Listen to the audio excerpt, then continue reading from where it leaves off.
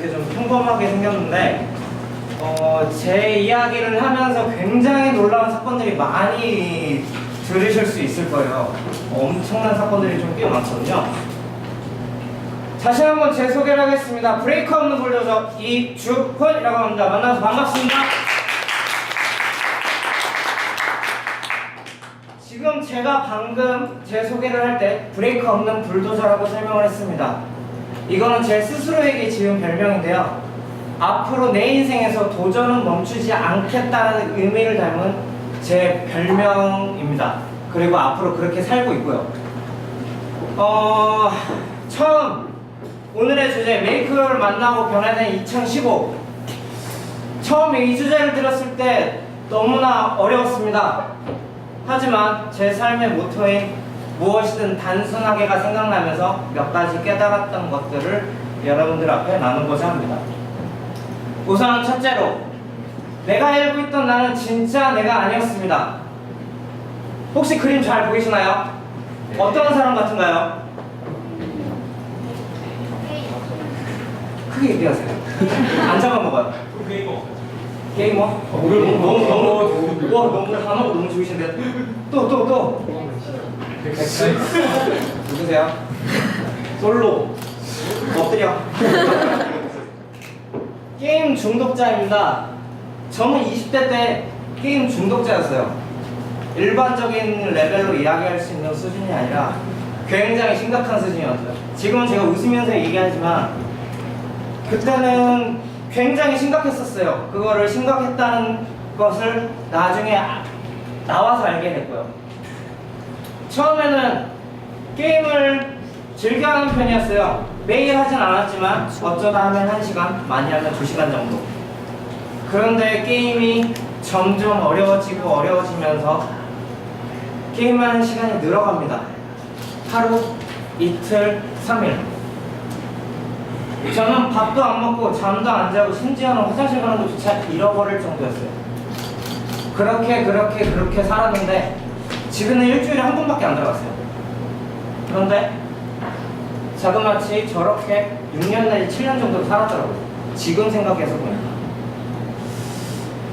근데 게임 중독에서 벗어나게 되는 결정적인 사건이 하나 생깁니다.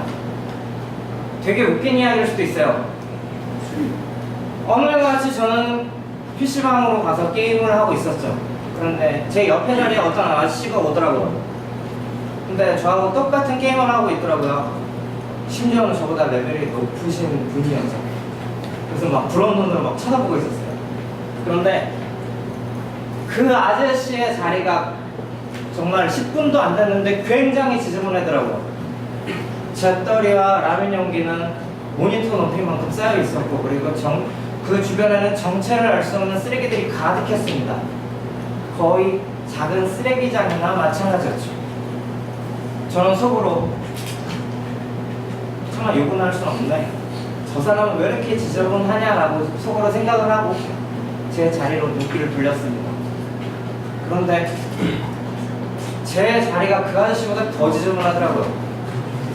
라면 용기도 잿더리도 막 이만큼 쌓여있고요. 그런데 그 짧은 순간에 제 머릿속으로 작은 깨달음과 그리고 현실이 눈앞에 들어오게 됩니다. 내가 게임 중독에 걸렸다는 사실을 그제서야 발견을 했고, 그리고 스스로 자책을 하게 됩니다. 저는 그곳에서 나올 생각조차 않은 채 스스로 자책을 하고 자책을 하게 됩니다. 이렇게 말이죠. 너 같은 건 이 세상에 죽어서 슬퍼할 사람 아무도 없다. 너 같은 건 이 세상에 죽어서 슬퍼할 사람 아무도 없어. 너 같은 건 말이야, 이 세상에 죽어서 슬퍼할 사람 아무도 없어. 제가 고등학교 때 아침에 일어나자마자 항상 했던 말이에요, 저 자신한테. 저는 그렇게 나락으로 떨어집니다. 그렇게 시간이 얼마쯤 흘렀을까?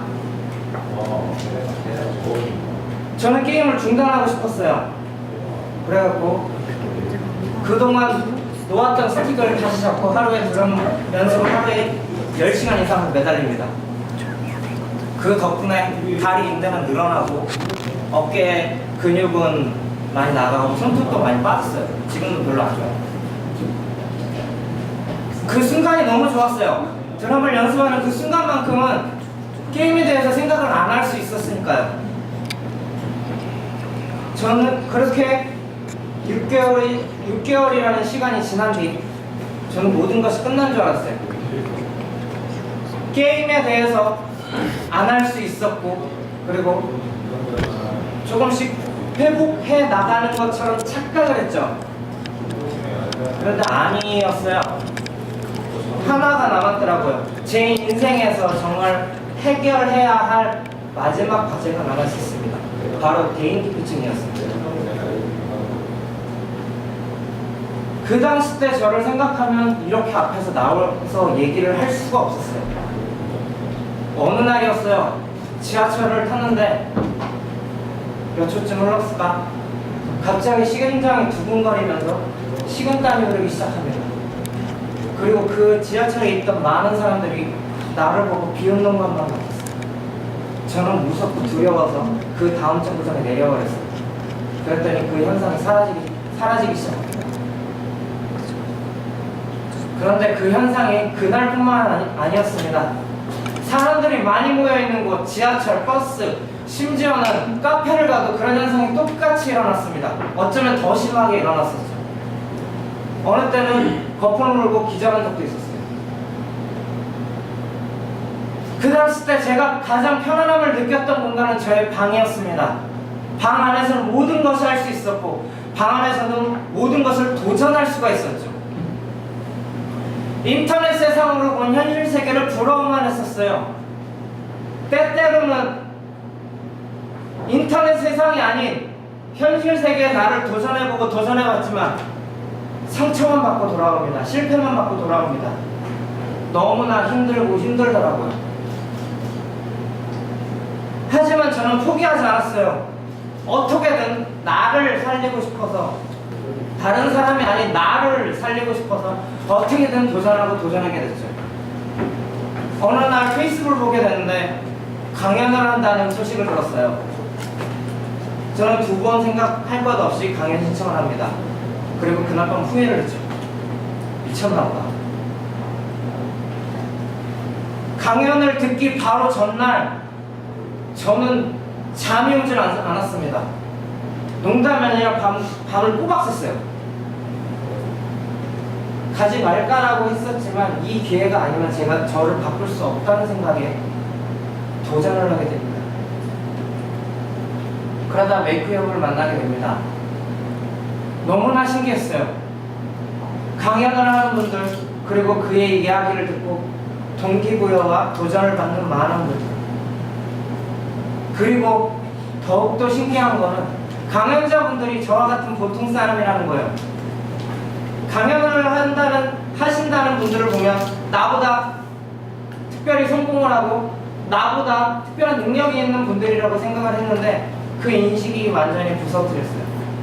그리고 너무나 신기한 거는 제 자신에 대한 것입니다. 그 많은 사람들 가운데 내가 있었는데 아무런 현상이 발견되지 않았습니다. 오히려 그 강연자분들의 얘기를 집중하고 있는 거예요. 그리고 신기한 것은 나도 도전을 해봐야겠다, 나도 이야기를 나눠야겠다 라는 마음이 들어서 균형진을 찾아갑니다. 그리고 현재 제가 이 자리에 있는 것입니다. 박수 안 주시나요?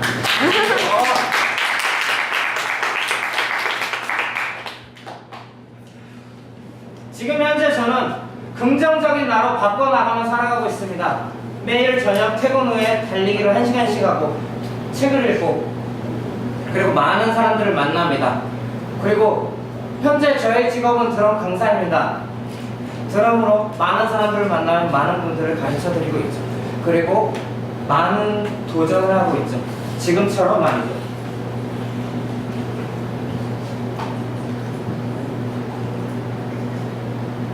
보여주기 싫은가 봐요.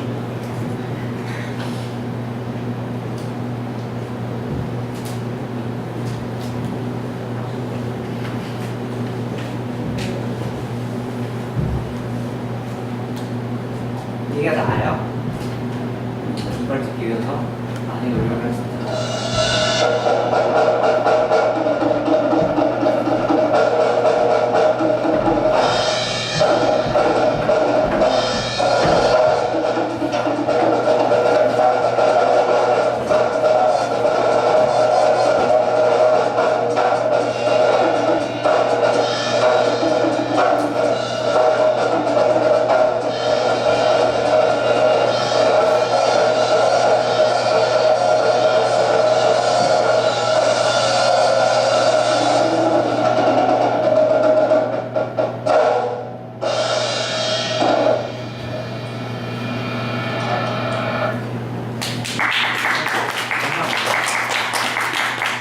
Everything is depends on me and everything is depends on you.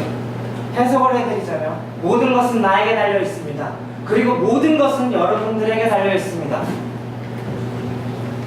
제가 게임 중독에서 게임 중독을 걸리고 그리고 게임 중독에서 나왔고 그리고 대인 공포증 때문에 제 전체 삶이 흔들렸던 그런 시기, 나중에 와서 깨닫는 것은 그 모든 것은 저에게 달려 있더라고요.